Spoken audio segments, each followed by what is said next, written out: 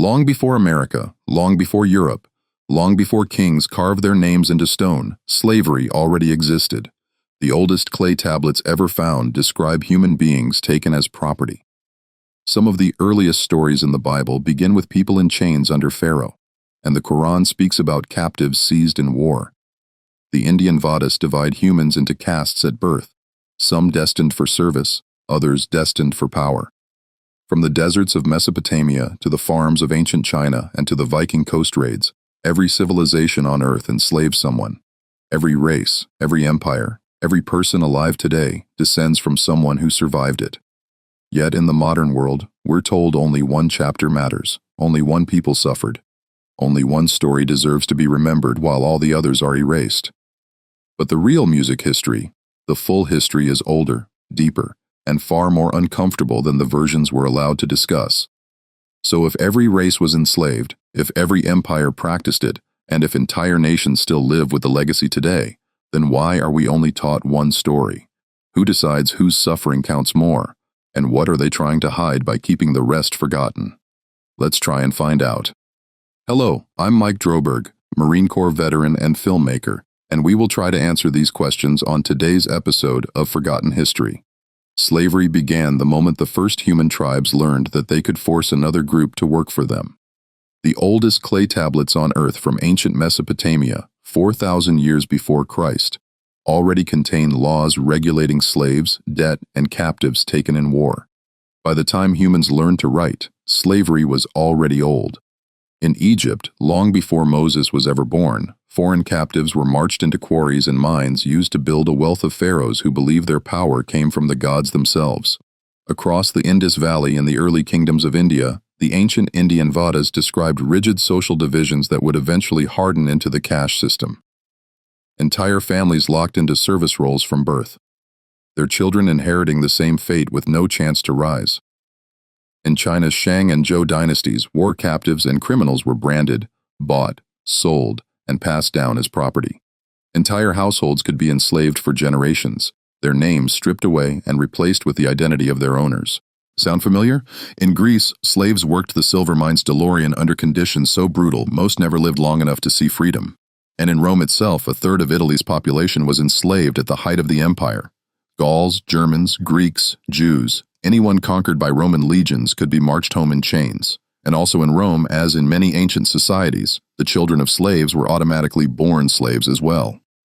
Across Africa, long before European ships ever appeared, powerful kingdoms took captives from rival tribes, sometimes for labor, sometimes for human sacrifice, and sometimes for trade. Slavery wasn't foreign Africa before the Europeans. It was woven into the political and economic fabric of the region. And in the Middle East, the rise of Islam did not erase slavery either, it regulated it. Quranic verses speak directly about the treatment of captives, the rights of slaves, and the conditions for manumission. The Arab slave trade will last more than 1,000 years, moving millions of Africans, Persians, Slavs, Greeks, and others across vast distances. Music. In the Americas, long before Columbus, many native tribes took captives in war. Some were adopted, some were traded, some were tortured, and some became hereditary slaves. Inside the tribe that conquered them. Every corner of the earth has its own version of this story. Every civilization its own record of who wore the chains and who held them. Slavery wasn't invented by the West, it wasn't created by the Europeans, and it wasn't limited to any one race. By the time the first European ship crossed the Atlantic, slavery had already existed for thousands of years, and nearly every human society on the planet had participated in it. Slavery didn't just survive after the ancient world, it became an industry. And before the Atlantic trade ever existed, the largest slave systems on earth was already fully operational. We begin in the marshlands of southern Iraq in the year 869 AD. 500,000 African slaves, the Zang, rose up against the Abbasid Caliphate in one of the largest slave rebellions in human history. These men were brought from East Africa to the plantations around Basra, harvesting sugarcane under conditions so brutal that most didn't survive for more than a few years. Their revolt lasted 14 years. Entire cities were destroyed. Tens of thousands died. And when the rebellion was finally crushed in 883, the slave trade continued as if nothing had happened at all. Under the Abbasides in Baghdad, the Fatimids in Cairo, and later the Sultans of Zanzibar. Like say, slaves flowed across the Indian Ocean world. Men from Nubia, Abyssinia, women from the Swahili coast, and boys taken from the Horn of Africa to be castrated. Eunuchs sold for 20 times the price of an ordinary slave. Markets in Zanzibar, Muscat, and Cairo moved human beings in numbers the world wouldn't see again until the rise of the Atlantic system. From the Indian Ocean, we shift north into the Mediterranean world between the 900s and 1400s, where the world slave itself was born. Slavic villagers were routinely captured by Pashtuns, the Cumans, and the Khazars. Powerful nomadic and semi-nomadic peoples who rule the vast plains north of the Black Sea, and whose captives were funneled into the slave markets of the Byzantine Empire and the Islamic music Middle East. Genoese merchants operating out of Kaffa in Crimea exported more than 10,000 slaves a year at their peak. Aenean traders bought Circassian and Georgian boys for the Mamluk armies of Egypt. Sultan al-Nasir Muhammad of Egypt filled his ranks with warriors purchased from Khan Abeg of the Mongol Golden Horde. These boys taken from the Black Sea region would later form the backbone of Egypt's military elite. And it was just as Central and West Africa long before the first European ship appeared on the coast. The kingdom of the Homi in present-day Benin under King Agaja and later King Guzo built its entire political structure around slave raiding. The Homi exported 8,000 to 10,000 captives per year through the port of Ouidah, and the Ashanti Empire in present-day Ghana, founded by Oi Tutu, turned victories over Danira and other rivals into a steady supply of war captives. Sold through Kumasi, the Oil Empire approved annual military campaigns through the Oil Messi Council specifically to produce slaves for export. In the Kingdom of Congo, King Alfonso I wrote letters to Portugal in the early 1500s, describing entire villages being emptied by neighboring Ndongo in search of captives. Studies estimate before the Europeans entered the market between 12 and 14% of West Africa's total population lived in some form of servitude. These weren't small tribal practices. They were state-level systems, and across the Atlantic, similar systems were operating long before Columbus. Among the native tribes of the Haya and the Tlingit of the Pacific Northwest, roughly a quarter of all households held slaves captured from the New Chalanuth or the Coast Salish. In the American Southwest and Great Plains, Comanche built a raiding empire that took thousands of Apache, Ute, Navajo, and even Mexican captives over the centuries in central Mexico. The Aztec marketplace at Tal Loco sold slaves as routinely as food. And in the Andes, the Inca forced the labor taxamita that required up to 30% of adult males to work for the empire in agriculture, mining, and construction. Slavery wasn't rare in the Americas. It was a normal part of life. Then came the Barber States, the final brutal slave system before the Atlantic slave trade. From the 1500s to the 1800s in the regencies of Algiers, Tunis, and Tripoli, along with the Sultanate of Morocco, they unleashed corsair fleets across the Mediterranean under commanders like Uruk and Hind Barbar Roa. They captured ships and raided European coastlines as far north as Iceland. The 1627 raid on Iceland alone captured 400 people, mostly women and children. In Algiers, between 25 and 35,000 slaves were held at any given time. Music. Over the course of 3 centuries, an estimated 1.4 million Europeans were enslaved. Italians, Spaniards, Dutch, Greeks, Irish, and even Americans. And when the USS Philadelphia ran aground off Tripoli in 1803, its entire crew was enslaved. That single event triggered the First Barbar War under Thomas Jefferson and then the Second Barbary War under James Madison. The first foreign wars in American history fought not over land but to stop the enslavement of American citizens. By the time Europeans arrived on the West African coast, the machinery of bondage was already everywhere. The world didn't discover slavery in the Atlantic inherited it. The Atlantic slave trade didn't begin in a vacuum. It was built on top of a global system that had already existed for thousands of years. But what made the Atlantic Virgin so powerful wasn't the concept of slavery itself. It was the world it collided with. For the first time in history, slavery entered an age of expanding navigation, transoceanic commerce, and written bureaucracy. European nations didn't invent the slave ship, but they were the first to scale it globally.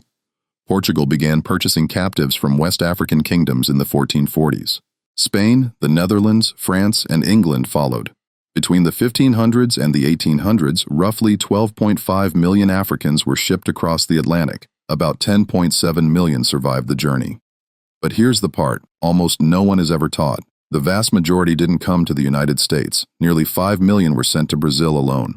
almost half of the entire Atlantic slave trade. Another 4 million were taken to the Caribbean plantations under British, French, Spanish, and Dutch control. Spanish America absorbed more than 1 million. Only about 3 to 4%, roughly 388,000 people, were brought to what became the United States. So what was different about this form of slavery? It wasn't the brutality, it wasn't the scale. The Arab trade lasted longer and reached just as far. And it wasn't the idea that one group enslaved another. That was the story of the entire world. People say the Atlantic slave trade was all about race, but if it were truly based on race alone, something very simple would be true. There would never have been free black people. But there were thousands from the 1600s onward. Some bought their freedom, some were born free, some even owned land, and yes, some even owned slaves. In 1830, according to U.S. Census records, 3,775 free black slaveholders collectively owned 12,760 enslaved black people. And that reality tells us something the modern narrative leaves out. Slavery followed the money first, the ideology second. If the goal had been racial purity, the system would have been airtight, no exceptions. But economics creates loopholes, and slavery was an economic engine. Freed black populations existed because the system wasn't built purely on skin color. It was built on supply, demand, labor needs, and most importantly, profit. And the second difference was time. The Atlantic system didn't end in the ancient world or the medieval world. It ended in 1865. That's only 6 or 7 generations ago. People alive today had great-grandparents who were born into slavery. That proximity makes the Atlantic story feel heavier, closer, and more personal. And the third difference was documentation. The Atlantic trade was recorded in ledgers, manifests, and newspapers. Earlier slave systems left scattered fragments, but the Atlantic trade left paperwork, names, numbers, ages, origins, and prices. It left records that allowed descendants to trace pain in a way no other civilization had permitted. So yes, the Atlantic slave trade was distinct in some ways, but not in the ways we're often told. It wasn't the only shadow system. It wasn't the only hereditary system. It wasn't the only racialized system. Arab traders treated non-Muslims as an underclass for centuries. And it wasn't the largest system in terms of duration, reach, or total volume. It did not exist in a world untouched by slavery. It existed in a world shaped by it. For thousands of years, slavery moved through every civilization on Earth without interruption. Empires rose and fell. Religions formed and split. Borders shifted. Languages died, but slavery remained. Music. It survived in Rome. It survived the caliphates. It survived the Mongols, the Vikings, the kingdoms of Africa, the empires of the Americas. It survived everything humanity threw at it. And then, for the first time in recorded history, a civilization decided that slavery was not just unfortunate, not just a fact of war, but morally wrong. The fight against it began. Music in Britain. In 1807, the British Parliament outlawed the slave trade. Not slavery itself, that would come later, but the act of buying and transporting human beings. For the next 6 decades, Britain spent roughly 2% of its entire national income patrolling the coast of Africa. British ships intercepted slavers, boarded them, freed their captives, and burned the vessels. In some years, the West Africa Squadron freed more Africans and were being transported by the entire trade. It was the first time in history that a nation used his military power not to expand slavery, but to strangle it. Other nations began to follow. France, Portugal, Spain, eventually the Ottoman Empire. Slowly, the world began turning away from a system it had lived with since the beginning of time. But the largest music and bloodiest reckoning would happen in the United States. By the mid-1800s, America was a nation torn in half. One half industrial, one half agrarian, one half moving away from slavery, one half doubling down on it. The fracture that had been growing since the nation's founding finally exploded in 1861. The U.S. Civil War was a battle for the nation's soul. And at its core stood the music institution of slavery. Southern leaders said it so openly in their own declarations of secession. Slavery was the foundation of their society, their economy, their future. 4 years later, the war ended with 620,000 dead. More American dead than in World War I, World War II, Korea, and Vietnam combined. Roughly 360,000 of those deaths came from the Union side, and the vast majority of those Union soldiers were white. In total, nearly 500,000 white Americans died, fighting to preserve the nation and ultimately to abolish slavery. It was the single largest sacrifice any nation had ever made to end its own slave system. When the war ended in 1865 and the 13th Amendment was ratified, the United States became one of the first major nations in the world to outlaw slavery completely. Britain had ended the trade. France had abolished it. Some African kingdoms had moved away from it. But the United States ended slavery at the cost of rivers of blood, the ultimate price for a sin that had existed long before the country was born. Yet even then, the world did not move in unison. Slavery in Brazil did not end until 1888, and in parts of the Arabian Peninsula, it persisted well into the 20th century. Saudi Arabia finally abolished slavery by royal decree in November of 1962, almost 100 red years after the U.S. abolished it.